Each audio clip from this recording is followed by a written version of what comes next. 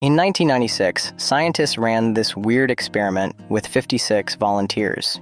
Each person had one of their index fingers rubbed with a brand new pain relief cream called travaricain. The other finger? No painkiller. Then both fingers were squeezed with pliers. The reports from volunteers indicate that the finger with the cream hurt less. Sounds like travaricain seems to have really worked. But the shocked truth revealed that travaricain wasn't real. It had 0 active ingredients. It didn't reduce pain. Nothing. So, what the heck was going on? And this is the freaking truth. Your brain is playing tricks on you. It's called the placebo effect, and it's one of the most fascinating and sometimes dangerous quirks of the human mind. Today, I'm taking you on a journey inside your own head. We're going to explore how something as simple as belief can change your body, why your brain can heal itself even when it's being lied to. So, how could a cream with absolutely no medical ingredients make people feel less pain? The only answer lies in something psychologists and neuroscientists have been obsessed with for centuries: the placebo effect. The word placebo comes from Latin. It means "I shall please." The definition already shows us its identity. It's not really about fixing your body. It's about satisfying the part of you that believes you're being healed. Easier to understand, it means when the belief is strong enough, your body listens. Placebos come in many forms: sugar pills, saline injections, even fake surgeries. They look real, they feel legit, but medically speaking, they do absolutely nothing. Yet people still report feeling better, stronger, even cured. How? When you take something you believe will help, even if it's fake, your brain doesn't just imagine relief, it actually kicks off a whole chain reaction. It starts in the prefrontal cortex, the part of your brain that handles expectations and decision-making. Once it decides this is gonna work, it sends a signal to your central nervous system. Till this, your dopamine system activates, especially the nucleus accumbens, your brain's reward center. That's the same area that lights up when you eat chocolate or get a hug. Suddenly, your brain says, we're being helped, and releases natural painkillers. We call them endogenous opioids. So your brain can literally produce its own version of morphine. These chemicals, like endorphins, bind to pain receptors and reduce the sensation of pain, all because you believed something would work. In short, your body responds to your expectations as if they were reality, and it doesn't stop there. Your belief even affects your autonomic nervous system, the system that controls things like your heartbeat, digestion, and stress levels. Placebos have been shown to lower blood pressure, reduce stress hormones like adrenaline, and improve breathing in asthma patients. Again, without any real medicine involved. There's a reason for it. Your brain is a pattern recognition machine. If in the past you took a real pill and felt better, your brain remembers that. So the next time you see a pill, even a fake one, your brain fills in the blank. This works. That memory strengthens the expectation, and the expectation triggers the physical reaction. It exactly looks like a loop. It all starts with a belief. Maybe you think the pill will help, or the person in front of you really cares, or this new routine will finally change your life. That belief isn't just a thought. Your brain treats it like a signal. So what happens next? Your brain reacts. Specifically, areas like the prefrontal cortex, where you process expectation, start firing. It's like your brain says, all right, we're doing this. Let's get ready to feel better. Then your body responds. Your nervous system starts releasing feel-good chemicals, dopamine, endorphins, even natural painkillers. Your heart rate might slow down, muscles relax. You genuinely start to feel a shift. And it's not just in your head, your body is really physically responding to what your brain believes. And because you feel better, you take that as confirmation. You say, see, I knew this would work. And boom, your belief just got stronger. So next time, it takes even less to trigger the same reaction. Your brain remembers, last time I saw a pill that looked like this, I felt better.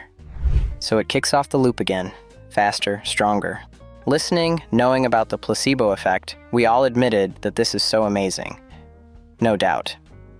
But everything has its own side. While belief can be healing, it can also be used to manipulate. Wait, do not panic. Let me explain. In the medical world, a placebo is sometimes used to comfort patients when no other treatment is available, especially in the past. It's not ideal, but it comes from a place of care. However, these days, doctors also encourage not to use this method too much because of ethical concerns. Outside the hospital, outside the consideration of a patient's condition, someone can use that same effect, that same trust, against you. Ever seen those life-changing spiritual retreats advertised all over the internet? Or those overpriced energy healing courses that promise to unlock your highest potential with a very comfortable price? They work, at least for a while. Why? Because they repeat one message over and over. Believe and you'll see results. And for many people, those results do show up at first. They feel motivated, they feel lighter, more in control. But that's not because the program itself is powerful. It's because they believe it is. That right there is placebo at work. And here's the danger. Those short-term boosts can fade really, really fast. Because nothing inside you really changed. Nothing. You just convinced yourself it did. But physically, mentally, it didn't work. So you chase the next course, the next guru, the next fix, hoping to feel healed again. After all, you lost tons of money without any clear or effective results. Furthermore, someone may, based on the activity of this effect, cheat on your feelings. Now, let's talk relationships, especially the toxic ones. Don't be startled, because what you hear now might shock you about some relationship around you. Have you ever been with someone who at first made you feel special? You feel you're protected, secured, like they were the ones that you were totally ready to tell them that, Romeo, take me somewhere we can be alone, or you'll be the prince and I'll be the princess. They said all the right things, made you believe in them, and you too. In spite of your daddy saying, stay away from Juliet, you still believed they were everything to you. Yet, you stayed, still stay, always have been and always will be. Why? Because of the memory of that perfect version of them. Your brain, like with the sugar pill, kept clinging to the belief, this can still work. They still care. That's placebo too. This emotional kind that keeps us stuck in cycles that hurt simply because we believed they once helped. So yes, belief is powerful, but when it's used against you, when it becomes a smokescreen for manipulation, that's when the placebo effect turns dark. So, how to wake up from a dream? The very first step toward not being tricked is to understand how it happens. See, the placebo effect is more than just a medical phenomenon. It's a mirror, one that reflects just how deeply our beliefs shape our experience of the world. And that's not always a bad thing. In fact, when we understand it, we can start using it for ourselves, instead of letting others use it against us. Let me show you how. When you know about placebo, you stop looking at every emotional high as proof that something works. You start asking better questions like, is this feeling coming from the actual solution? Or is it just my brain reacting to what I hope is true? Remember, that's not being negative, that's being conscious. Let's say you're hearing influencers say things like, this drink changed my life. I feel more focused, more energized, more me. What they're not telling you is that focus might be coming from expectation, not the actual drink. Understanding a placebo gives you a filter, a way to separate real growth from emotional sugar rushes. And when it comes to relationships, knowing how your brain clings to familiar comfort, even toxic comfort, helps you pause and reflect. Am I still here because this relationship is healthy? Or because my mind is hooked on what it used to feel like? And please, focus on the present. Is this person still great at this moment? Not in the past. Because here's the trap. We fall in love with memories, with potential. And then we convince ourselves that what once was still is, even when all the signs are screaming otherwise. You tell yourself, but they used to be so sweet. They used to call me every morning. They used to care. And maybe they did. But the question that matters is, what are they doing now? Because if someone is hurting you, ignoring you, making you feel small or confused, or constantly second-guessing yourself, yet you're still holding on because of who they used to be, that's not love. That's your brain stuck in a placebo memory. So what's the real takeaway here? The placebo effect is proof that your brain is powerful, but power without awareness is risky. You don't need to reject belief, you just need to direct it wisely.